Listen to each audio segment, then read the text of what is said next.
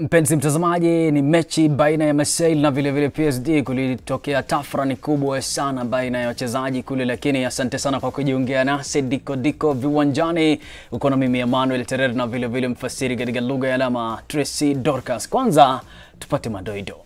Mfungaji wa goli la kwanza Jadon Sancho bila shaka anawindwa sana na Manchester United, lakini tayari kumeonekana utepetevu katika timu ya Manchester United kwamba inawinda sana saini ya Gareth Bale. Gareth Bale amekwisha zeeka katika timu ya Hispania, wanasema hivyo, lakini akitua katika Manchester United itakuwa kuaje kuungana na wale bababe Bruno Fernandes, mfungaji wa penalty. Watu wamemtwika sana kwamba yeye kusikuwepo penalty bila wasiwasi labda Bruno Fernandes atakuwa na kazi, lakini muona vile Mo Salah amekwisha anza kumuhiga sana katika kufunga penalty. Mpenzi mtazamaji, asante sana kwa kujiunga nasi. Imekuwa diko. Jina langu ni Emmanuel Terer, mfasiri katika lugha ya alama ni Tracy Dorcas.